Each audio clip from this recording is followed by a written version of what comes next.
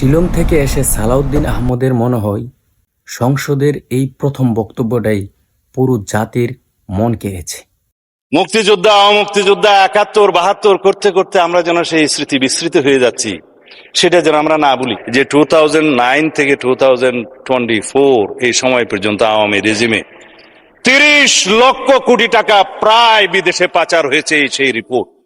আসলে সে কিন্তু কিছুটা ওবায়দুল কাদেরের স্টাইলে চলাফেরা করে, কথাবার্তা বলে থাকে। কিন্তু আপনারা কি জানেন, আসলে একজন রাজনীতিবিদ। সে বুঝে, মাঝে মাঝে যে উল্টাপাল্টা কথা বলে, বুঝেও না বুঝার ভান করে, রাজনৈতিক কলা কৌশলে সে আসলে রাজনৈতিকভাবে দুর্বল করার জন্য প্রতিপক্ষকে সে এমন আংবাং কথা বলে থাকে।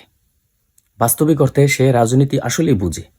ওবায়দুল কাদেরকে আপনারা যারা নাকি পাগল বলতেন, কাউয়া বলতেন, আপনারা কি জানেন ওবায়দুল কাদের বিগত 3টা আমলে সাধারণ সম্পাদক ছিলেন এবং কি সেতুমন্ত্রীর দায়িত্ব পালন করেছেন।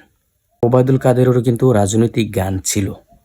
আমরা ভাবি তারা পাগল, আসলে তারা পাগল না। তারা জনগণের ম্যান্ডেট বুঝে, সিম্পিতি বুঝে, কিভাবে কি কথা বলতে হয়, কিভাবে মানুষকে আপনার ইমপ্রেস করতে হয়, কোন সময় কখন কি কথা বলে মানুষকে ভিন্ন দিকে তাদের যেই ইমেজ, ভিন্ন দিকে তাদের যেই মুভমেন্ট, জনগণের যেই সিম্পিতি, এটাকে কিভাবে অন্যদিকে মুভ করানো যায়, তারা এগুলো ভালোই বুঝে। সালাউদ্দিন আহমদ চৌধুরী বর্তমানে হচ্ছে স্বরাষ্ট্রমন্ত্রী।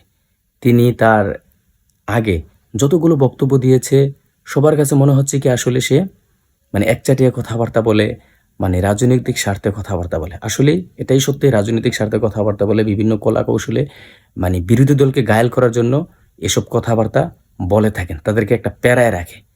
তার আজকের যে সত্যি কথাটি মুখ দিয়ে আসছে, বাস্তবিক অর্থে আসলে 71 দিয়ে আর 24 দিয়ে জাতিকে বিভাজন করা বা বিভক্ত করা, এটা আসলে একটা জাতির জন্য এটা দুঃখজনক।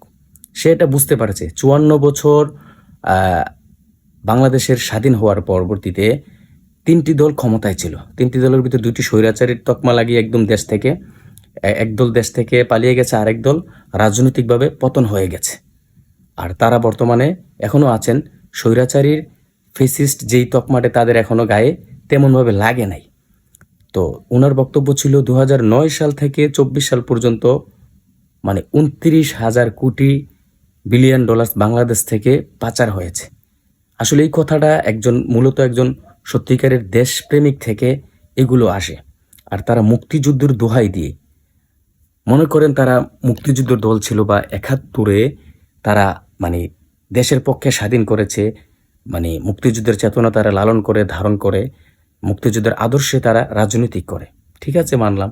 তো আপনি কি মুক্তিযুদ্ধের দোহাই দিয়ে দেশ থেকে কি লুটে পুটে খাই যেতে পারেন? জনগণকে কি আপনি বাক স্বাধীনতা হরণ করতে পারেন? জনগণকে কি আপনি গুম, খুন, হত্যা, লক্ষ লক্ষ কোটি কোটি টাকা কি আপনি বিদেশে পাচার করতে পারেন? এটা আপনি কেমন দেশপ্রেমিক? তো এগুলো হচ্ছে হাবিজাবি কথা। এগুলো মানুষ যারা সচেতন এগুলো বুঝে। আর বাংলাদেশে বিশেষ করে 2টা ব্যবসা চলে, একটা হচ্ছে ধর্ম ব্যবসা, আর একটা হচ্ছে দেশপ্রেম নিয়ে ব্যবসা।